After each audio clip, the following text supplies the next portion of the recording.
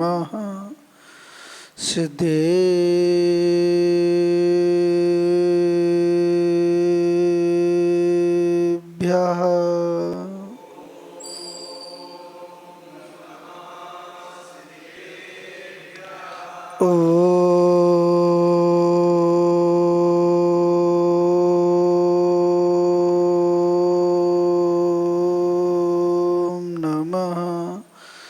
सिद्धेभ्यः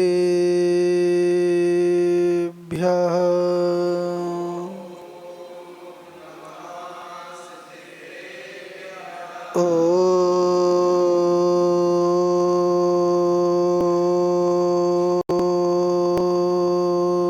नमः सिद्धेभ्यः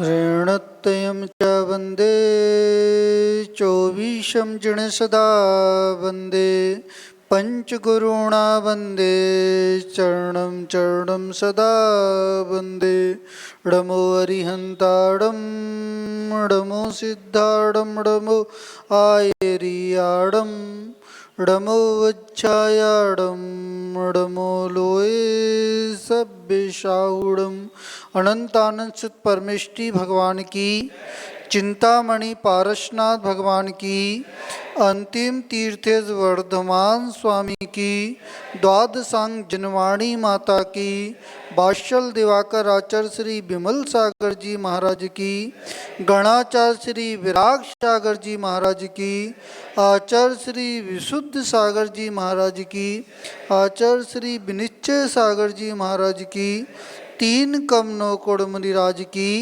अहिंसा परमो धर्म की।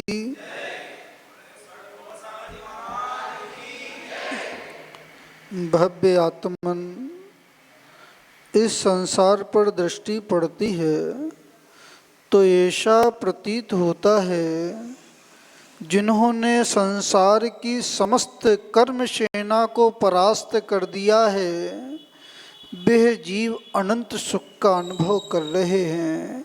जिनने आत्म साम्राज्य को प्राप्त कर लिया है और विश्व की समस्त कर्म सेना को परास्त कर दिया है, ऐसे जीव अनंत सुख का अनुभव कर रहे हैं।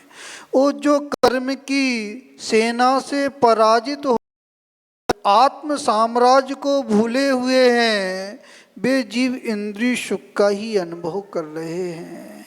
पर आचार्यों ने कहा है जो जीव मनुष्य हैं वे जीव पुरुषार्थ कर सकते हैं, तप आराधना कर सकते हैं, दर्शन आराधना कर सकते हैं, ज्ञान आराधना कर सकते हैं, चारित आराधना कर सकते हैं।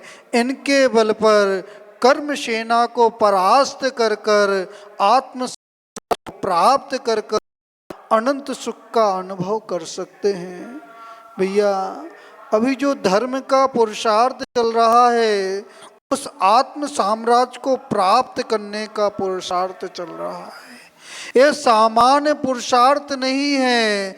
जिनेंद्र भगवान के दर्शन सामान्य पुरुषार्थ नहीं है।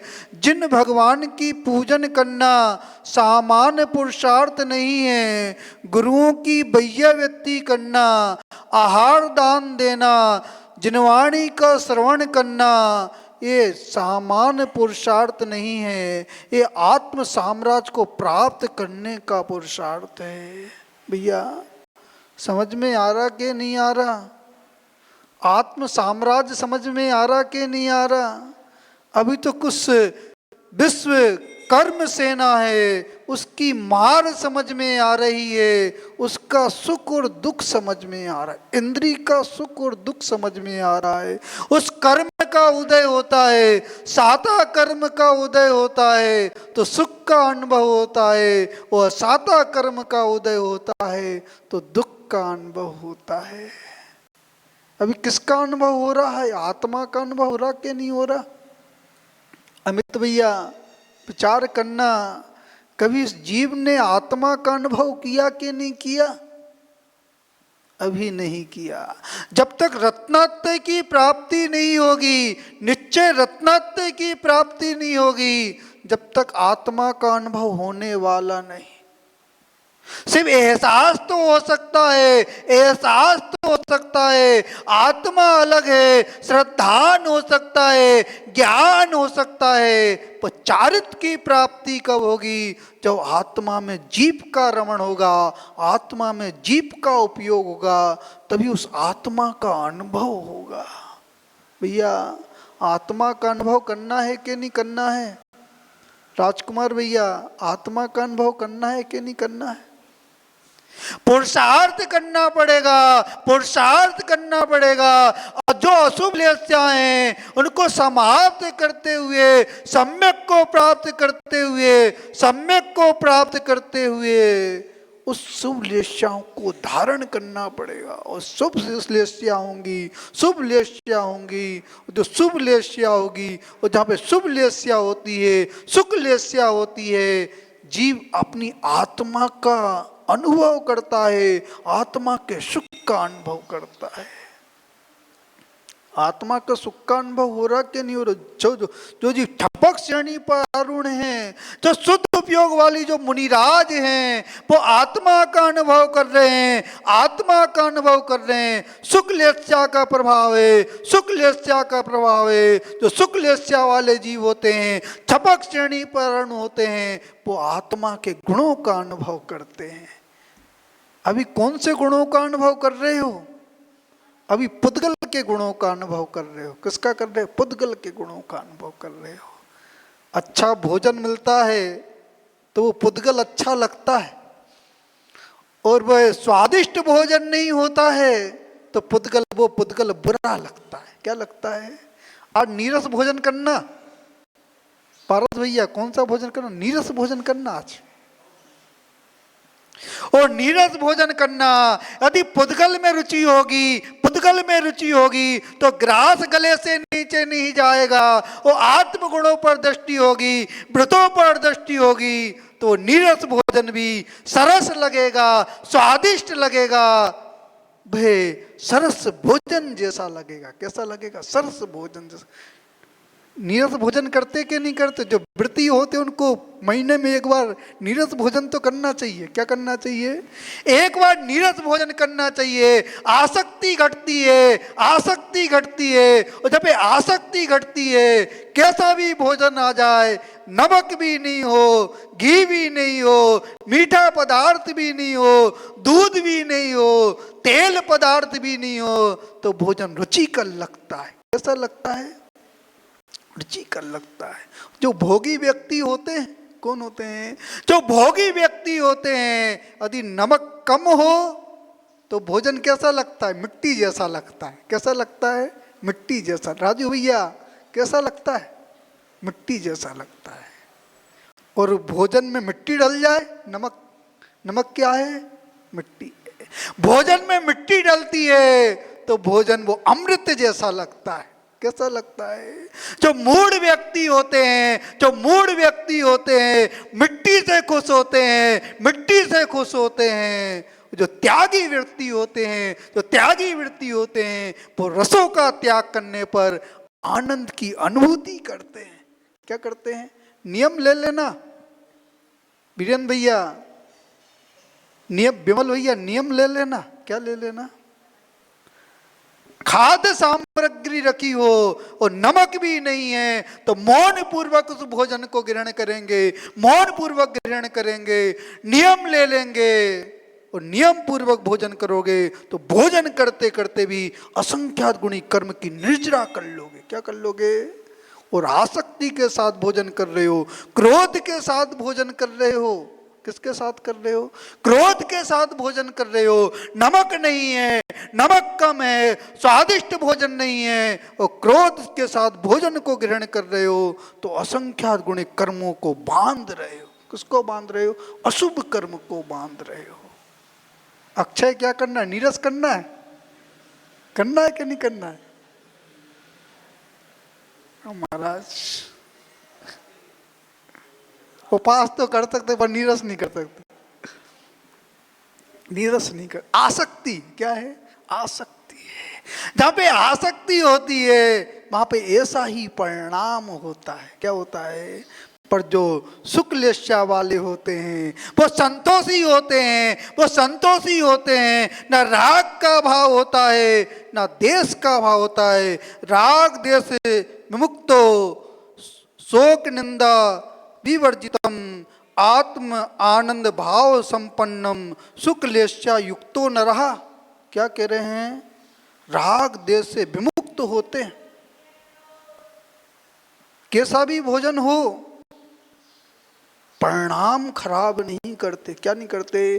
जो दिगंबर साधु होते हैं, जो दिगंबर साधु होते हैं, आहार को ग्रहण करते हैं, आहार को ग्रहण करते हैं, नीरस आहार हो, सरस आहार हो, उसमें आनंद नहीं मानते। क्या नहीं मानते? आनंद नहीं मानते। वो तो ये भावना रखकर आहार को ग्रहण करते हैं। जो अन्न को ग्रहण कर रहे हैं, जो जल को ग्रहण कर रहे हैं, हमारी साधना बढ़ना चाहिए, तपस्या बढ़ना चाहिए, कर्मों का क्षय होना चाहिए, उस भाव से वो उस आहार को ग्रहण करते हैं। किसको करते हैं? आहार को ग्रहण करते हैं। समझ में आ रहा कि नहीं आ रहा? भैया नियम ले लेना, उस भोजन को तो ग्रहण करेंगे पर आसक्ति से ग्रहण नहीं करेंगे। भोजन क्या बनता है? मल बनता है। क्या बनता है? मल भाग बनता है, लघु भाग बनता है, लघु भाग बनता है। आचार्य वर्ग के रहे, ऐसे भी तपस्वी हुए आचार्य सन्मत सागर जी महाराज, तपस्वी सम्राट सन्मति सागर जी महाराज, जिनने 10 वर्ष तक मट्ठा लिया। मात्र क्या लिया? मात्र मट्ठा लिया और तपस्या की, आराधना की, कर्मों का क्षय किया, समाधि मरण किया, समाधि मरण किया, पद का भी त्याग किया, पद का भी त्याग किया और आहार का भी त्याग कर कर उत्तम समाधि मरण कर लिया। जहाँ पे त्याग की भावना होती है, त्याग की भावना होती है। आचार्य विराग सागर जी महाराज जी ने भी उत्तम समाधि मरण कर लिया। उनको समझ में आ गया समय कम बचा है, अकाल मरण होने वाला है। चारों प्रकार के आहार जल का त्याग किया, पद का त्याग किया। उनने संलेखना पूर्वक क्षमा याचना की, क्षमा याचना की, सभी जीवों से क्षमा याचना की, उत्तम समाधि मरण कर लिया, उत्तम समाधि मरण कर लिया। भैया समझ में आ रहा कि नहीं आ रहा? समाधि मरण करना है कि नहीं करना है? रमेश चंद जी, समाधि मरण करना है कि नहीं करना है? रमेश नाम है, हैं? राजेंद्र भैया, समाधि मरण करना है कि नहीं करना है? आसक्ति को छोड़ना पड़ेगा। किसको छोड़ना है? आसक्ति छूटेगी तभी समाधि मरण होगा। वो आसक्ति बनी रहेगी, आसक्ति बनी रहेगी तो शुभ लेस्याएं नहीं है, अशुभ लेस्याएं हैं। और जहाँ पे अशुभ लेस्याएं समाप्त होती हैं, आसक्ति घटना प्रारंभ हो जाती है। एक राजा था, कौन था? विश्वसेन नाम का राजा था। उसकी विशाला नैना नाम की रानी थी। दोनों नाटक को देख रहे थे। किसको देख रहे थे? नाटक को देख रहे थे। नाटक चल रहा था, 2 स्त्रियां नाटक कर रही थी, नाटक कर रही थी। एक चरमरी नाम की और एक रंगी नाम की 2 स्त्रियां नाटक दिखा रही थी। क्या दिखा रही थी? वो उस नाटक में मस्त थे। और धीरे धीरे नाटक समाप्त हुआ और जैसी नाटक समाप्त हुआ तो उन स्त्रियों से प्रेम हो गया। किसको प्रेम हो गया? रानी को प्रेम हो गया। संबंध स्थापित हो गया, संबंध स्थापित हो गया। राग बढ़ गया, राग बढ़ गया। वो इतना राग बढ़ गया, वो सखी बन गई। क्या बन गई? सखी बन गई। एक दूसरे के बगैर रहना उनने छोड़ दिया। संगति मिल गई, संगति मिल गई, नाटक करने वालों की संगति मिल गई। आपको कौन सी संगति अच्छी लगती है? जो व्यक्ति धर्मात्मा होते हैं उनके प्रति संगति अच्छी है कि जो पाप में रत हैं उनकी संगति अच्छी है? हम तो महाराज पंचम काले व्यक्ति हैं, जो ज्यादा पूजन पाठ करते हैं उनसे दूर भग जाते हैं। जो पाप में रत हैं उनसे हम मित्रता करना चाहते हैं, पापी बनना चाहते हैं, वो भी पाप में रत हैं, वो भी पाप में रत हैं, उनकी संगति करना चाहते हैं, उन जैसा बनना चाहते हैं। क्या बनना चाहते हो? अक्षय क्या बनना चाहते हो? अमिताभ बच्चन क्या बनना चाहते हो? सलमान खान? भावना तो वही है, क्या बन, हीरो बनने की भावना है, हीरो बनने की भावना है। पर आचार्य वर्ग कह रहे हैं जो जी पाप में रत हैं, जो जी पाप में रत हैं, उनकी संगति चाहते हो, उन जैसा बनना चाहते हो, तो संसार घटने वाला नहीं है, संसार निरंतर बढ़ने वाला है। क्या बनने वाला है? दिगंबर साधुओं को देखना, दिगंबर साधुओं को देखना, उनके रूप को देखना और विचार करना, मुझे दिगंबर बनना है, मुझे त्यागी बनना है, मुझे व्रती बनना है, तो आपके अंदर शुभ लेस्या का सद्भाव है। और पापी को देखकर पापी जैसा बनना चाहते हो तो अशुभ लेस्या का सद्भाव है। फेसबुक देखते हो, इंस्टाग्राम देखते हो, व्हाट्सएप देखते हो, किनको देखते हो?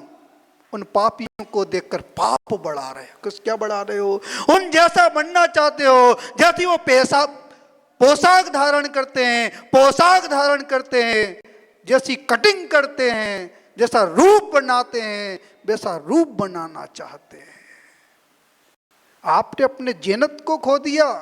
पहले व्यक्ति धोती कुर्ता पहनते थे, टोपी लगाते थे, जेनी की पहचान थी। किसकी पहचान थी? अब किसकी पहचान है? अब तुम्हारे कटे फटे कपड़े पहनते हैं। कौन सा जींस पसंद है? फटा हुआ, टाइट जींस पसंद है, फटा हुआ जींस पसंद है। दरिद्र बनने का उपकार क्या चल रहा है? जो भावना चल रही है, जो भावना चल रही है, दरिद्र बनने की भावना चल रही है, पापी बनने की भावना चल रही है। त्याग कर देना। जीन्स पैंट तो पहनना ही नहीं चाहिए। क्या नहीं करना चाहिए? कुर्ता पजामा पहनो, धोती कुर्ता पहनो, क्योंकि पोशाक से जैसी पोशाक पहनोगे वैसा भाव होगा। और यदि आप सभ्यता की पोशाक पहन रहे हो तो सभ्यता का भाव होगा, और असभ्यता की पोशाक पहन रहे हो तो असभ्यता का भाव होगा। समझ में आ रहा कि नहीं आ रहा? भैया समझ लेना, ये मनुष्य पर्याय की श्वासें चल रही हैं, मनुष्य पर्याय की श्वासें चल रही हैं। तो वह उनकी संगति में पड़ गई, वो रानी उनकी संगति में पड़ गई, और जैसी संगति में पड़ गई दुराचार करने लगी। उसने राज का भी त्याग कर दिया, राज का भी त्याग कर दिया। संगति का प्रभाव होता है, वो पानी की बूंद गिरती है, आसमान से पानी की बूंद गिरती है, सागर में गिरती है तो खारी हो जाती है। वही पानी की बूंद नीम की जड़ में जाती है तो कड़वी हो जाती है। वही पानी की बूंद सर्प के मुख में जाती है तो विष बन जाती है। वही पानी की बूंद स्वाति का काल हो और सीप के अंदर ही चली जाए तो मोती बन जाती है। किसका? संगति का प्रभाव है। आपकी जैसी संगति होगी, आपकी जैसी संगति होगी, वैसी विचारधारा होगी, वैसी विचारधारा होगी। पापी की संगति होगी तो पाप बढ़ेगा, और पुण्यशाली की संगति होगी, सम्यक दृष्टि की संगति होगी, साधु की संगति होगी तो साधु जैसा होगा, पुण्यशाली जैसा भाव होगा। अभी कैसा भाव चल रहा है भैया? कैसा भाव चल रहा है? सिनेमा जैसा भाव तो नहीं चल रहा है, समोषण जैसा भाव चल रहा है। कैसा चल रहा है? समोषण जैसा भाव चल रहा है, धर्मात्मा जैसा भाव चल रहा है, श्रावक जैसा भाव चल रहा है, पापी जैसा भाव नहीं चल रहा है। संगति का प्रभाव है, संगति का प्रभाव है। जैसी संगति होती है वैसी जीव की मति हो जाती है। आप 10 घंटे मोबाइल देखोगे तो मोबाइल जैसी भाव होने वाला है। कैसा होने वाला है? मोबाइल जैसा भाव होने वाला है। और यदि आप शास्त्र का वाचन कर रहे हो, शास्त्र का वाचन कर रहे हो, स्वाध्याय कर रहे हो तो श्रावक जैसा भाव होने वाला है, पुण्यशाली जीव जैसा भाव होने वाला है। वह रानी उनकी संगति में पड़ गई, दुराचार करने लगी, दुराचार करने लगी। वो व्यसन में लिप्त हो गई, व्यसन में वेश्या प्रवृत्ति करने लगी, राज के भोग छोड़ दिए, राज के भोग छोड़ दिए। जहाँ पे व्यसन होता है, व्यसन होता है, व्यक्ति मर्यादा को छोड़ देता है, धर्म को छोड़ देता है, कुल की मर्यादा को छोड़ देता है, कुल की मर्यादा को छोड़ देता है, अपने जेनत की मर्यादा को छोड़ देता है। भैया सीता ने क्या किया, उस सीमा का उल्लंघन कर दिया। जैसे सीमा का उल्लंघन किया और रावण ने उसका हरण कर लिया। आप अपनी सीमा का उल्लंघन तो नहीं कर रहे हो भैया? आयुष भैया, आयुष ही नाम है, सौरभ भैया, सीमा का उल्लंघन तो नहीं कर रहे हो? यदि जेनत की मर्यादा का पालन कर रहे हो तो पुण्य का संचय हो रहा है, और जेनत का उल्लंघन कर रहे हो तो पाप का संचय हो रहा है। किसका संचय हो रहा है? पाप का संचय। नियम होना चाहिए, हमारी जो जेनत की मर्यादा है उसका ही पालन करेंगे, उसका ही पालन करेंगे तो पुण्य का बंध होगा, शुभ लेख्याओं का सद्भाव होगा। और जेनत की मर्यादा का उल्लंघन कर रहे हो तो पाप का आश्रय हो रहा है। धर्म कहाँ से प्रारंभ होता है आशीष भैया? धर्म कहाँ से प्रारंभ होता है अजय भैया? धर्म कहाँ से होता है? रसोई से प्रारंभ होता है। कहाँ से होता है? यदि आपकी रसोई शुद्ध है, आपकी थाली शुद्ध है, आपका भोजन शुद्ध है, तो आपका धर्म सुरक्षित है, धर्म सुरक्षित है। हम तो महाराज संबे शिखर की भी यात्रा कर आए, गिरनार जी की भी यात्रा कर आए,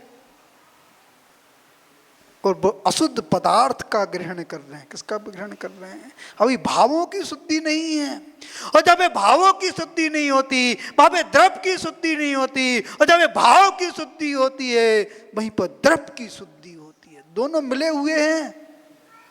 जहाँ पे भाव शुद्ध होता है, भाव मुनि होते हैं, वहीं पर द्रव्य मुनि भी होते हैं। दोनों मिले हुए हैं, दोनों मिले हुए हैं। समझ में आ रहा कि नहीं आ रहा भैया?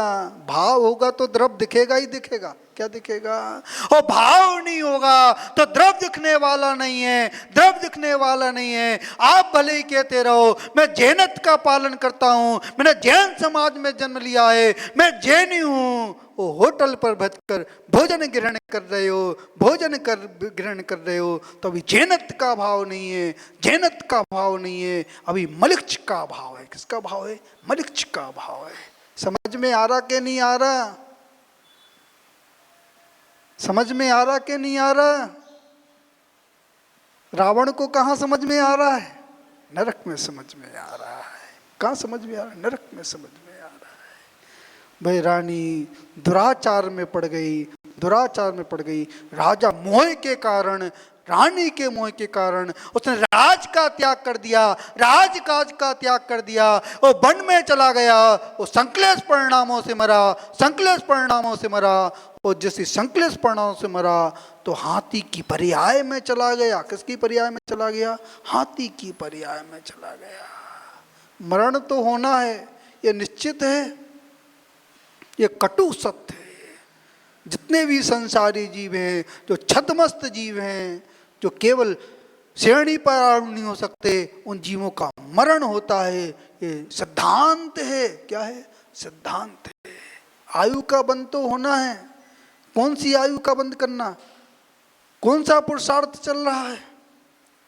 यदि सम्यक के साथ हो, सम्यक के साथ हो, आर्य सभ्यता के साथ हो, तो देव आयु का बंध होगा, देव आयु का बंध होगा। वो आर्य सभ्यता के साथ नहीं हो, मलिक सभ्यता के साथ हो, मिथ्यात के साथ हो, तो नरक का भी बंध हो सकता है, निगोद का भी बंध हो सकता है, तिरंज गति का भी बंध हो सकता है, पशु गति का भी बंध हो सकता है, देव गति का भी बंद हो सकता है, और मनुष्य गति का भी बंद हो सकता है। चारों द्वार खुले हुए हैं मनुष्यों के लिए, चारों द्वार खुले हुए हैं। अब निर्णय करना है आपको कौन से द्वार में प्रवेश करना है, कौन से द्वार में प्रवेश करना है। विचार करना। जो पुरुषार्थ चल रहा है, नरक के द्वार का पुरुषार्थ तो नहीं चल रहा। जो पुरुषार्थ चल रहा है, नरक के द्वार का पुरुषार्थ तो नहीं चल रहा। यदि धर्म ध्यान चल रहा है, धर्म की क्रिया चल रही है, धर्म की भावना चल रही है, तो स्वर्ग और मोक्ष जाने का पुरुषार्थ चल रहा है। कहाँ जाने का चल रहा है? स्वर्ग और मोक्ष जाने का पुरुषार्थ चल रहा है। तो वह स्त्रियों ने विहार करते करते वो एक वन में पहुंची। एक मुनिराज तपस्या कर रहे थे। कौन कर रहे थे? मुनिराज तपस्या कर रहे थे। शुक्ल से भरे हुए थे, शुक्ल से भरे हुए थे। वो दुराचारणी स्त्री थी। उनने उनके साथ भी दुराचार किया, पर मुनिराज अपनी आत्मा के चिंतन में लगे हुए थे। वो अपनी आत्मा का चिंतन करते करते उनने उत्तम गति को मान लिया। उनके पाप का उदय आया। उनने आयु का बंद किया। वो 5वें नरक में जाकर नारकी हो गई। क्या हो गई? नारकी बन गई। पाप का जब तीव्र पाप कर्म का उदय होता है, जब तीव्र विषण का भाव होता है, तो जीव आयु कर्म को बांधता है, तो दुर्गति को बांध लेता है। किसको बांध लेता है? दुर्गति को बांध लेता है। और वह जो राजा था, विश्वसेना नाम का राजा था, वो पशु पर्याय में गया। दिगंबर साधु के दर्शन किए। और जैसे ही दर्शन किए, उसके परिणाम बदल गए। सम्यक को ग्रहण किया, अणुव्रतों को ग्रहण किया। और अणुव्रतों को ग्रहण करने के बाद वो 5वें स्वर्ग का देव बन गया। कौन बन गया?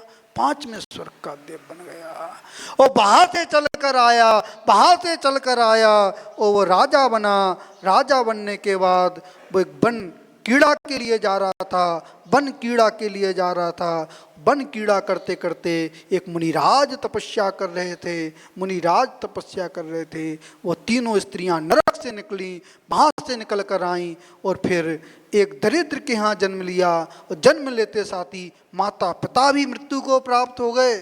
जिनके तीव्र पाप कर्म का उदय होता है, तीव्र पाप कर्म का पूर्व जन्म में अशुभ कर्म को बांधा है, जब जन्म होता है तो माता भी मृत्यु को प्राप्त हो जाती है और पिता भी मृत्यु को प्राप्त हो जाते हैं। धन दौलत भी विनाश को प्राप्त हो जाती है, तीव्र पाप कर्म के उदय से। किससे? पूर्व उपार्जित कर्म के उदय से। जो कर्म किया था, मुनि का अपमान किया था, उस कारण से वो कुरूपा हो गई। कुबड़ी, कोड़ी और अंधी, तीनों, अंधी, कुबड़ी और कोड़ी, तीन अवस्था को प्राप्त हुई। और वह विहार करते करते, कानी हुई थी, अंधी नहीं, और वो विहार करते हुए उस जहाँ पर मुनिराज बैठे थे उस सभा में जाकर बैठ गई।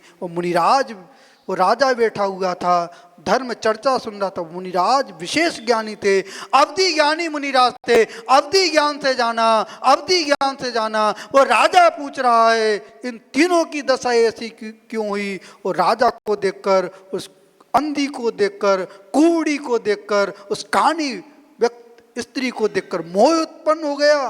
पूर्व का संस्कार, जो पूर्व का संस्कार होता है, यदि पाप का संस्कार है तो पाप का संस्कार आएगा। और पुण्य का संस्कार है, धर्म ध्यान का संस्कार है तो धर्म ध्यान का संस्कार आएगा। आपका संस्कार किसका है? पाप का संस्कार है कि धर्म ध्यान का संस्कार है? वो तो केवली भगवान जानते हैं। कौन जानते हैं? केवली भगवान जानते हैं।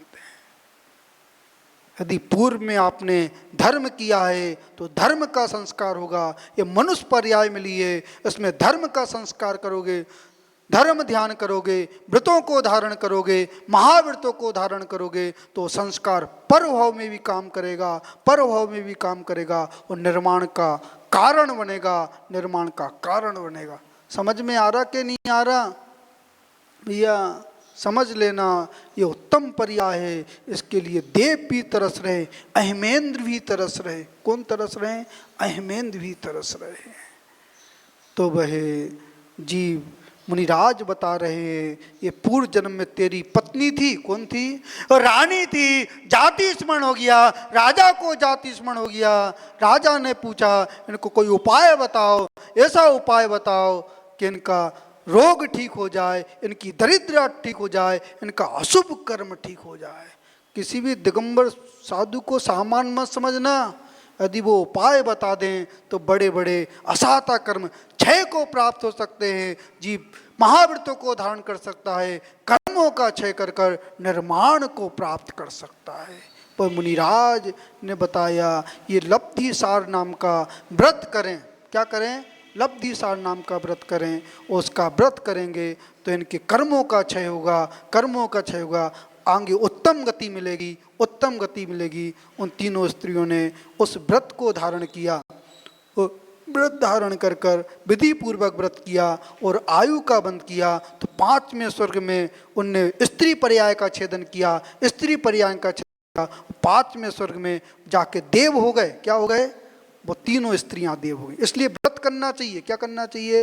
व्रत का पालन करना चाहिए। और व्रत का पालन करोगे तो ऐसा पुण्य जगेगा, ऐसा पुण्य जगेगा, देव पर्याय भी मिलेगी, देव पर्याय मिलेगी। और वहां से चल कर आओगे, संयम धारण करोगे, कर्मों का क्षय करोगे और निर्माण को प्राप्त कर लोगे। वह उस राजा ने संयम धारण किया, संयम धारण किया और उसने उत्तम गति को प्राप्त किया, उत्तम गति को प्राप्त किया। और जो देव थे वहाँ से चल कर आए, 5वें स्वर्ग से चल कर आए। और जो विशाला नैना नाम की रानी थी उसका जीव आया तो गौतम गणधर हुआ। कौन हुआ? गौतम। ब्राह्मण के यहाँ जन्म लिया, गौतम हुआ। और वहाँ से चलकर भगवान के समोसरण में गया, भगवान के समोसरण में गया।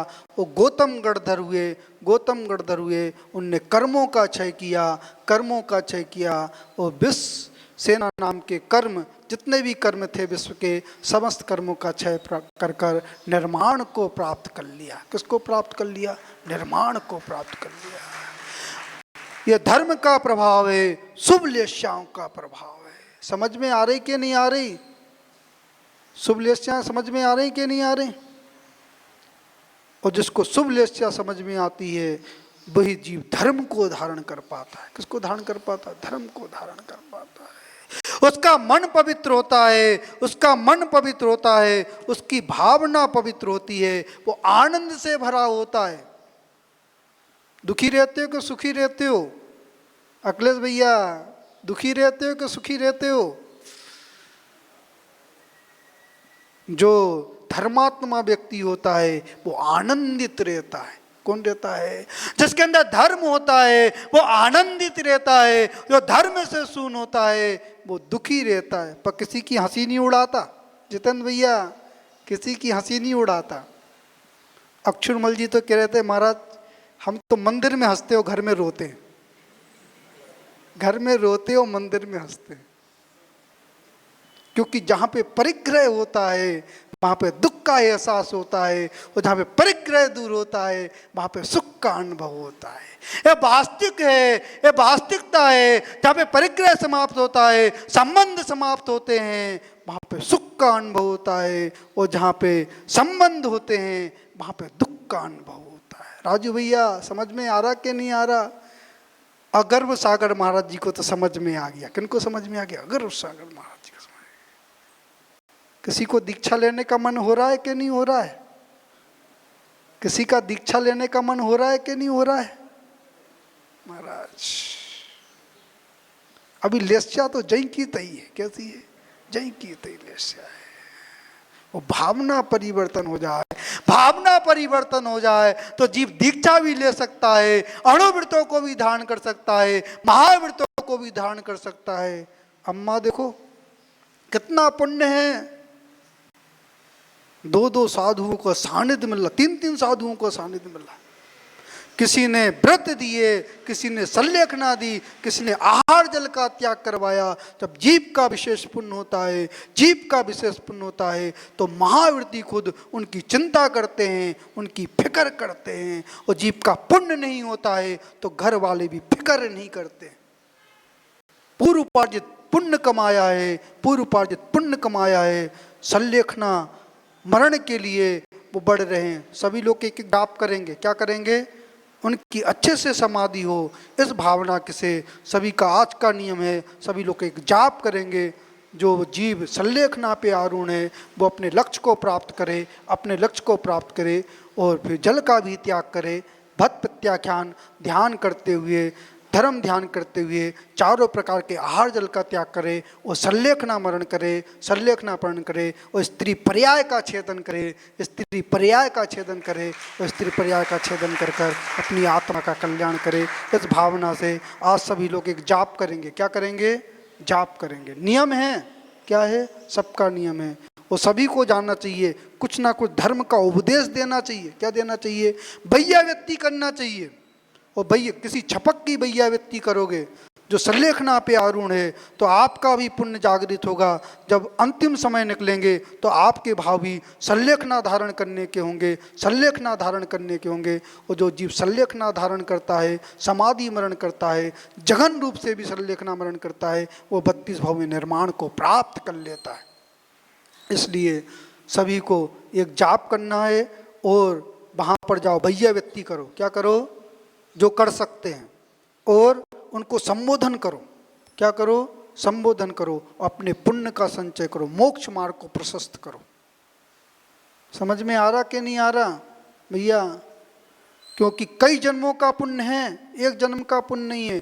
कई जन्मों का पुण्य होता है तब जीव कुछ नियम को धारण कर पाता है। और जिसने 3 प्रकार के आहार का त्याग कर दिया, मात्र एक जल रखा हुआ है, ऐसे जीव का यदि आप उनको धर्म के मार्ग में स्थापित करोगे तो आपके भी आत्मा का कल्याण होगा। आचार्यों ने कहा यदि कोई मुनिराज किसी छपक का यदि समाधि मरण करवाते हैं, उनको 100 दीक्षा देने का पुण्य मिलता है। कितना मिलता है? 100 दीक्षा देने का पुण्य मिलता है। ऐसा पुण्य है। क्या है? ऐसा पुण्य है। तो अंत में भावना भाते हैं, आप भी धर्म ध्यान करें, उनको भी धर्म ध्यान करवाएं, इसी में आपकी सार्थकता है। और एक दिन चारित्र को धारण करें, चारित्र को धारण करें। और जो जीवी चारित्र को धारण करता है वो कर्म रूपी सेना को परास्त करते हुए आत्म रूपी साम्राज्य को प्राप्त कर लेता है। जो आत्म रूपी साम्राज्य को प्राप्त करता है वो केवल